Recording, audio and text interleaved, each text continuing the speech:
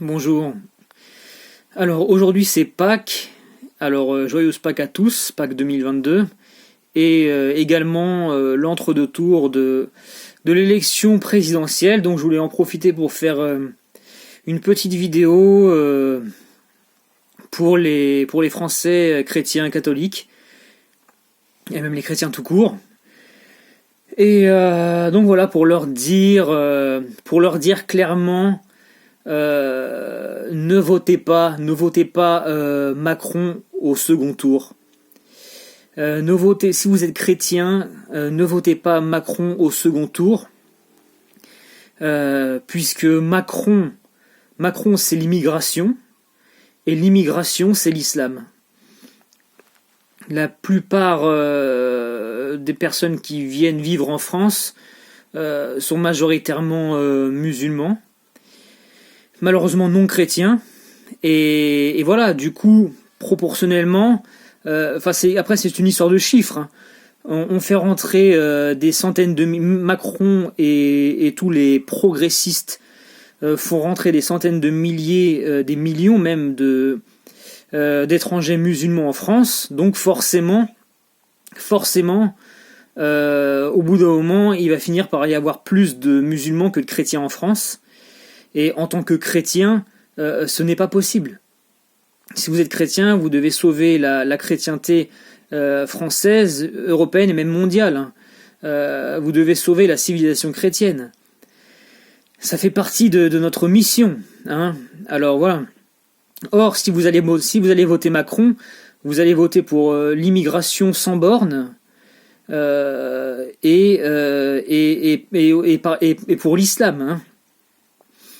Donc, d'ailleurs, l'imam de Lyon a dit en sorte de voter contre l'extrême droite pour éviter ceux qui veulent bouter les musulmans hors de France, etc. Bon, en tout cas, les musulmans qui vivent en France savent très bien où se trouvent leurs intérêts, contrairement aux Français qui sont totalement paumés à cause de dirigeants qui sont traîtres, et même du pape François, malheureusement, qui est tombé dans l'hérésie, hein, l'hérésie humaniste.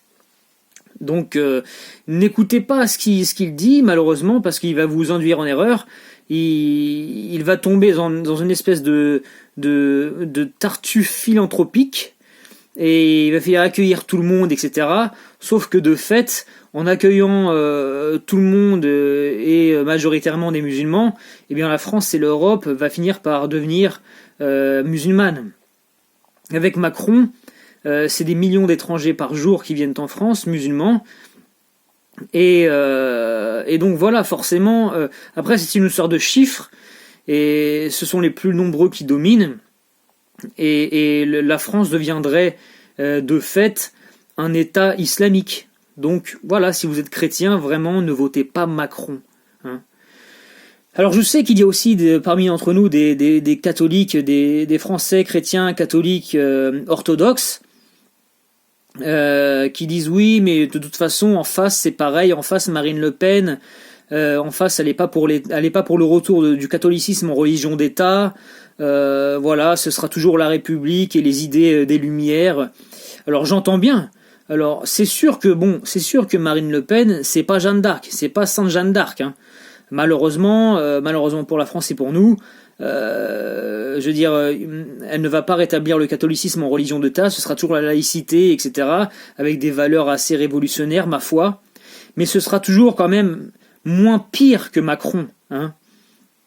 Alors certains ne prêtent pas attention à cette politique du moins pire, ils se disent oui, mais le pire c'est un mal quand même, certes, mais c'est ça, en fait, en République démocratique, il n'y a pas 45 000 choix, hein. On a le choix entre la République et la République, hein. Malheureusement, c'est comme ça, c'est la réalité. Et pour le moment, je vois pas trop comment ça peut changer.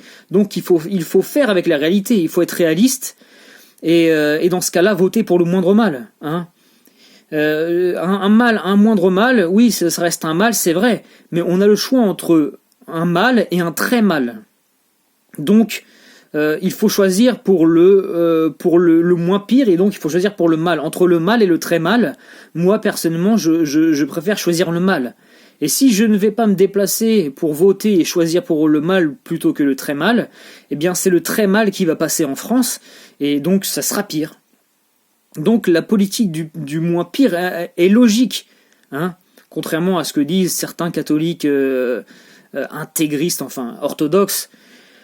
Ils ont raison. Moi aussi, je préférerais que ce soit Sainte Jeanne d'Arc qui arrive au pouvoir et qui rétablisse le catholicisme en France, en religion d'État. Je suis 1000 fois d'accord, évidemment que c'est ce qu'il faut. Mais pour le moment, on ne peut pas faire autrement. Je ne vois pas de militaire, malheureusement, de général qui soit là pour essayer de faire bouger les choses et ébranler le système dans lequel nous sommes actuellement. Donc, il n'y a pas 45 000 choix. La semaine prochaine, il y a un vote à faire. Soit ce sera